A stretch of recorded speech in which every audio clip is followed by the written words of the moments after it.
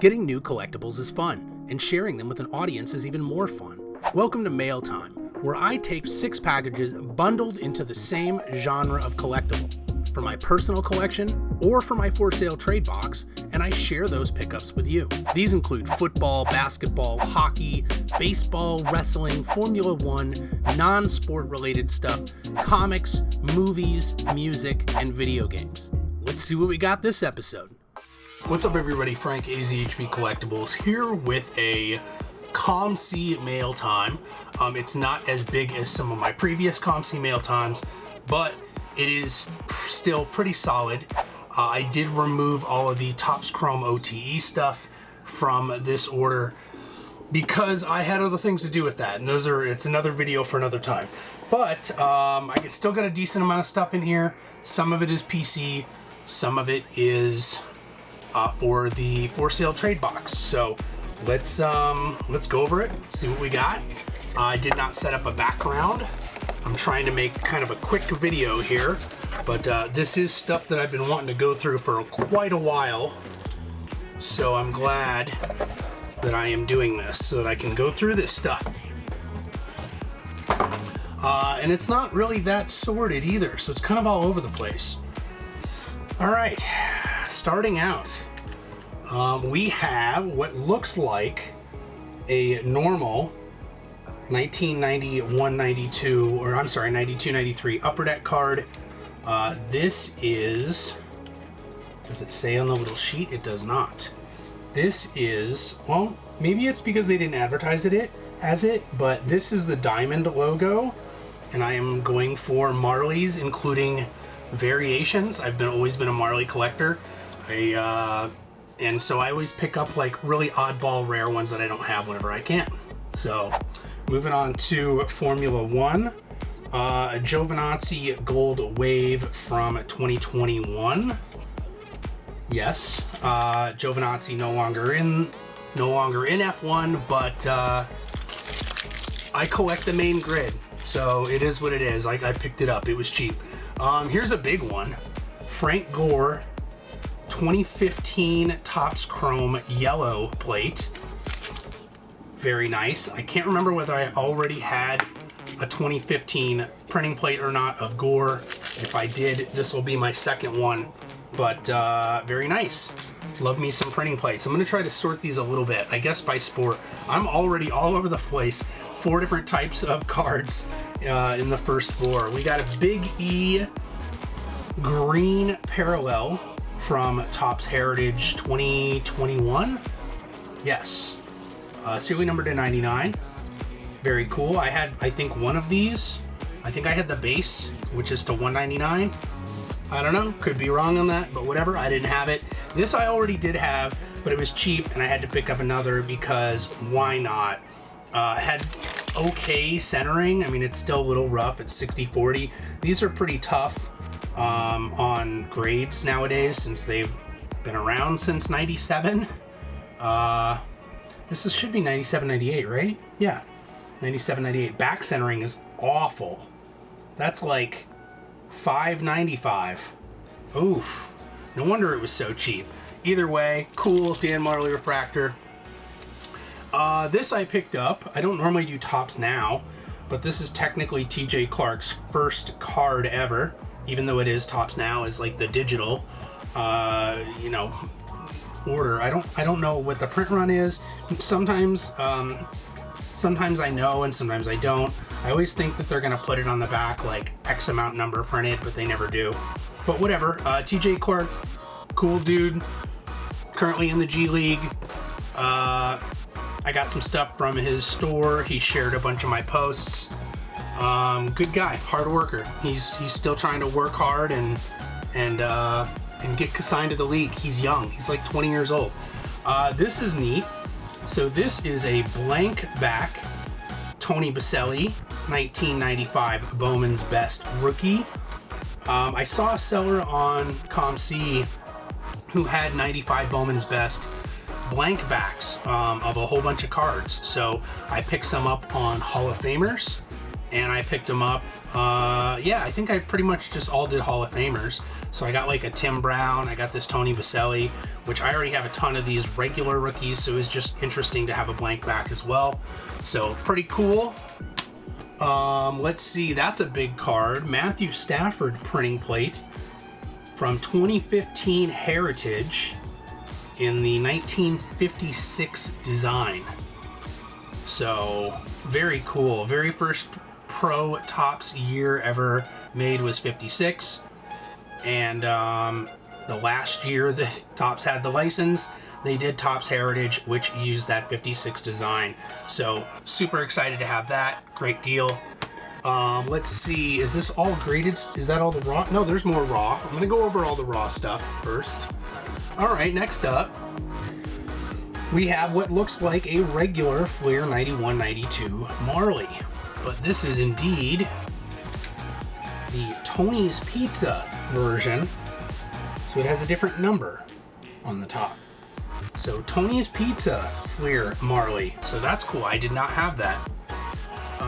Speaking of more Marleys that I didn't have, this is a Perforated Edges, so it's from one of those sheets. I have one full sheet. I have like a Suns full sheet already. Then, which is like 12 cards, but 3 of them are like promo cards. And then I have the perforated one of that version. This is the perforated one from a different 9 or 12 card sheet that Hoops produced that year. And the only reason you can tell the difference is because this one was on the bottom, because it's flat on the bottom and not perforated in the other 3. And the other one from the team set is the one that has a flat edge, I believe, on the top. So that's really weird. They don't have a number. Normally there's a number on the back. I think it's up there normally, but no number on the back. So that's the only way that you can tell which perforated one it is. It's kind of weird and dumb and awkward, but it is what it is. I cannot believe I did not have this. This is the 100 Superstars version where Hoops released the following year. So this is considered a 90. Oh no, okay, this is 9091, which is fine. It looks like 9091, but they released a smaller factory set in either like Dillard's or JCPenney or Macy's or something like that. I think it was maybe Sears. And you could only get that factory set, and there's a small goldish tint to the silver that's on the outside, and it has a different number on the back, and it has a white background instead of, I think it's yellow, I can't remember offhand. So interesting. 100 Superstars factory set version. I can't believe I didn't have it, because I had a ton of those even growing up. But okay, this is interesting. Speaking of something I had a ton of when I was growing up but didn't have now, I don't have now, is this physical education stay in school Skybox card. This is listed as a Marley card on Trading Card Database because it has a little, thing on the back on him. I wasn't originally going to consider it as a Marley card, and so that's probably why I never had it in my collection originally, but I thought, why not? I'll just pick one up because it was cheap. All right, next up, what also looks like regular 91-92 Marley Upper Deck card. This is indeed the plain text hologram form. You can see that hologram there. So they had multiple different versions. This is just plain text where it says Upper Deck. Yeah, so I'm going for literally all those stupid little variations. What do we got here? I can instantly tell this isn't American because my experience with these growing up. When there's no 91-92 in the box, it automatically means it's an international version. Other than that, the card looks exactly the same. Now, if I turn it over, it says it's a Spanish version. So Spanish, yep. You can tell in the copyright, and then you can tell where it's 2 different blurbs instead of one in English, and in this case, one in Spanish. So there are multiple languages of Upper Deck cards, and starts out in Upper Deck, and then it goes to Upper Deck Collector's Choice. So I think as they go on year by year, there are more and more language versions. I can't remember the last year they did it, maybe 97, 98, but definitely I know they had 96, 97 Collector's Choice. So yeah, but I always try to get the international versions when I can. This is what looks like a regular 92, 93 Fleer. I don't know why there's two of those in there.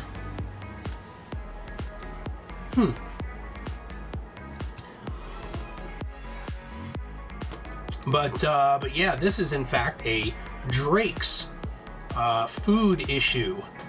So different number than usual. And other than that, there's no additional logo that mentions what it is. So yeah, number 42, Drake's food issue. So kind of like the Tony's Pizza. All right, is that all the raw? That is all the raw. I do have some graded stuff in here for me too. You know what? Maybe I'll just put those on the bottom real quick. One's for me on the bottom. All right, so we'll get through. This is the stuff that I just got because it was cheap, and I'm gonna flip it. I'm probably gonna throw it on my eBay. And I still have a couple graded things at COMC. But here's a Jared Goff Donruss from 2019. CGC 8.5. I love CGC slabs. I think they look fantastic. So I'm gonna be getting more stuff of CGC in the future. There's also a 9 and what looks like another 8.5. So I got two 8.5 shipped to me, one 9 shipped to me. Those will go in my eBay. As I mentioned, I left some of these listed on COMC as well. Next up, 2022 Panini Prizm Amari Cooper base, PSA 8.5. Also not a keeper. Will go on the for sale trade box and on eBay maybe if my store's still up by the time you watch this. We got a 2020 WNBA Prizm, Trinity Carter PSA 9. Yeah.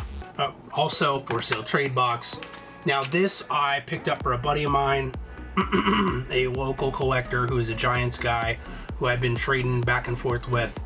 And I've known for like 25 years. So pick that up for him. He's gonna get it, get it from me.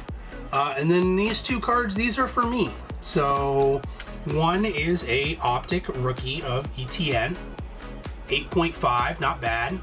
Love the CGC slabs, as I mentioned. So that's personal collection right there.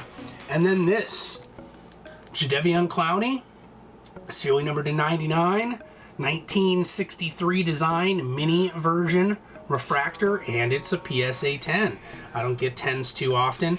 I think I actually have this regular version in a PSA 9 or a 10 as well, so that is pretty cool. So that is the haul. So I got a bunch of stuff from my Marley collection, a ton of stuff from my Marley collection, a true TJ Clark rookie if you count the digital ones as rookies. What else did I get besides Marley? I guess that's all I got for basketball. Marley and TJ Clark. All right. Football, I got two great printing plates with the Gore and the Stafford. I got the blank back Baselli rookie. I got a Big E auto to 99. The Gold Wave Giovinazzi F1 from Chrome 2021. Obviously the two keepers on the slabs there. And one going to my buddy, some stuff for the for sale trade box. Pretty solid set of pickups here, so I'm happy with that. I love COMC. I can't answer all the questions. I'm not like a big seller on COMC.